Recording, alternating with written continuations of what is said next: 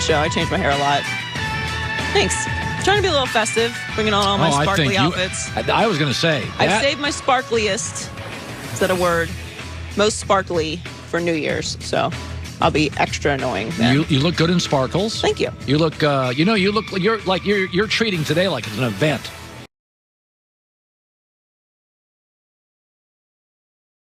You have an event. Well, it's Colin's last day here, so it is an event. Not last day here, last day. To be very specific, last day this week. He'll be back on Monday. There's been a lot of rumors before the holidays. He will be back.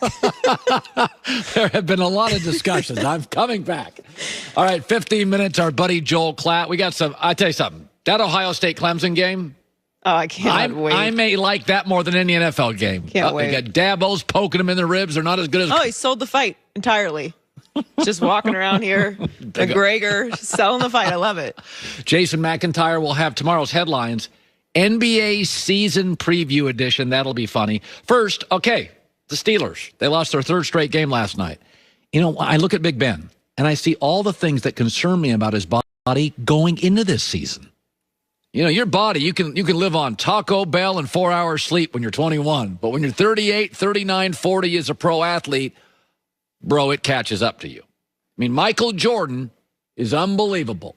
But Michael was a cigar-smoking, wine-drinking, steak-eating, card-playing, no-sleeping maniac, and in the end, he couldn't jump. And he's Michael Jordan.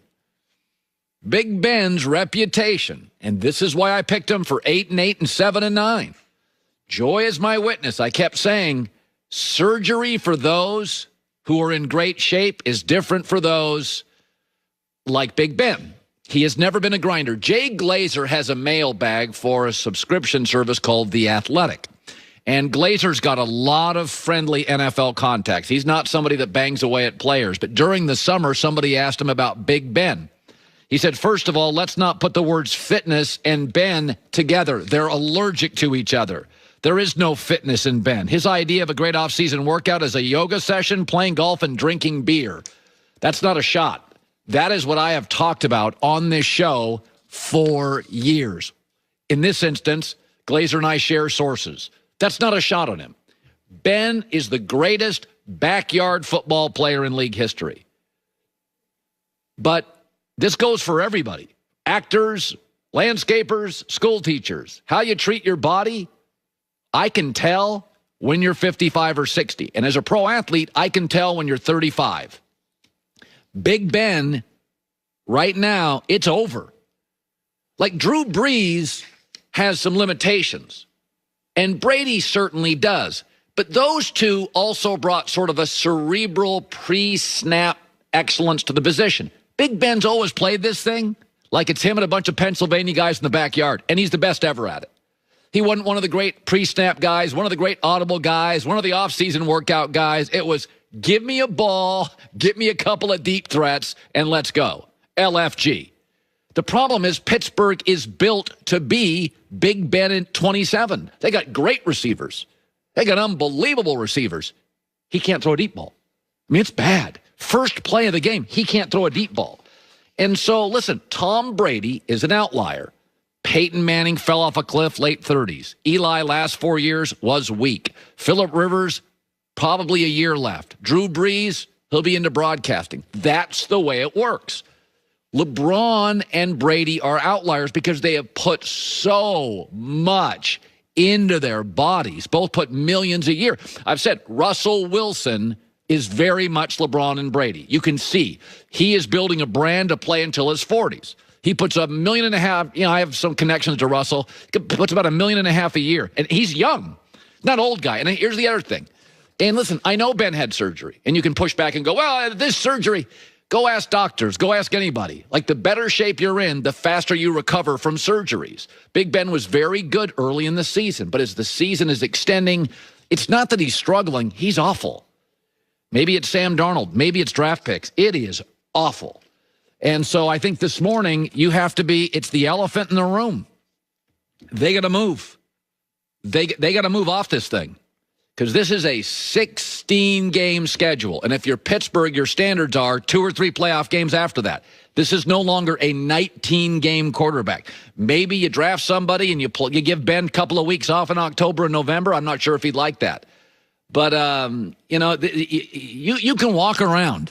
You can walk around to the mall and look and say who took care of themselves and who just was born good looking. You know what I mean? You all see that person, they're great looking in high school and college. They party hard. All of a sudden they get a little older and they're still kind of good looking and stuff. But it's like, they stayed up late. They closed a few bars. And I think with Big Ben, that's always been the thing. And he's just always been a world-class talent, a backyard football player, and it's caught up to him. And, the surgery is not easy for anybody. Nobody is saying that. But LeBron got hurt 2 years ago. He's better now than he was 4 years ago.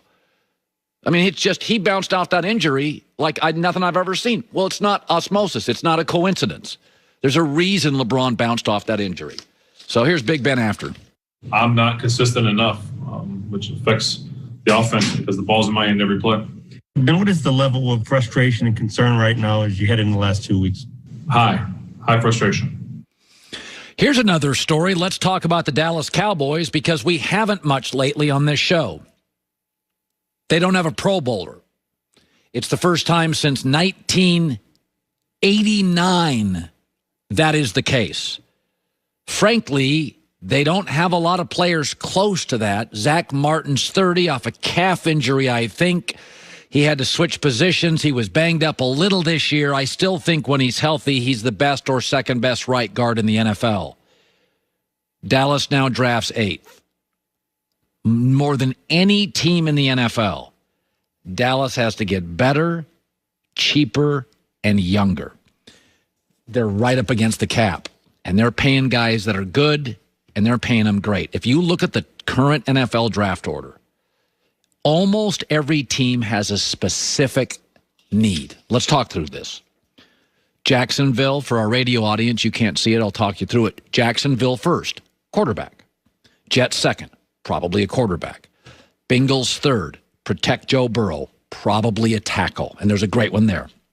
Panthers 4. My guess is quarterback, groom him under Teddy, the Alex Smith sort of plan with Mahomes. That makes sense.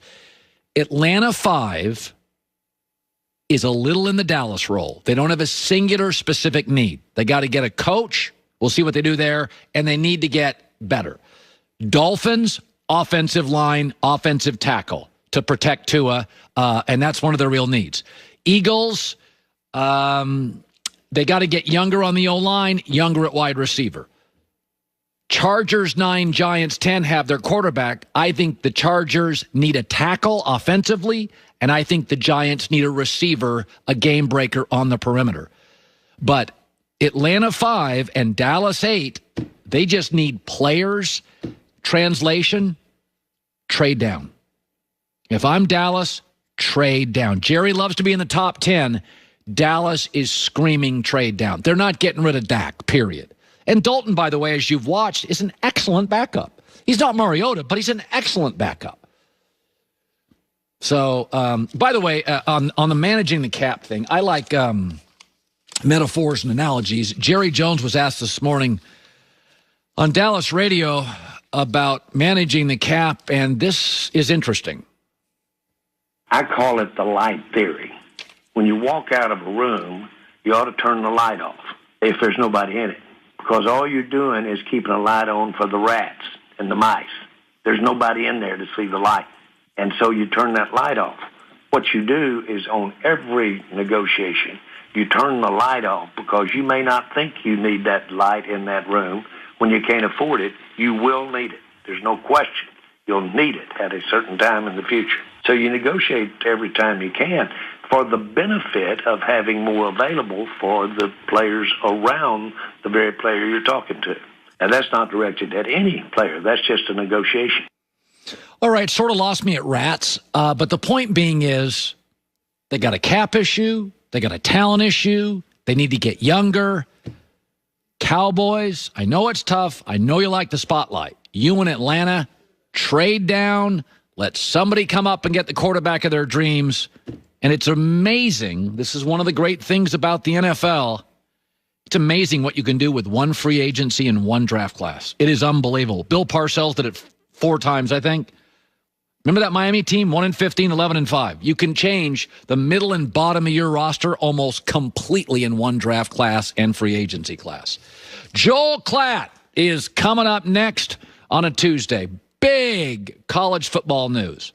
Ever wonder just how far an extra mile really goes? Drive a Mercedes-Benz van and find out. Variety of vans at Mercedes. The durable Mercedes-Benz Sprinter, love that one. The versatile Mercedes-Benz Metris. A lot of cool options.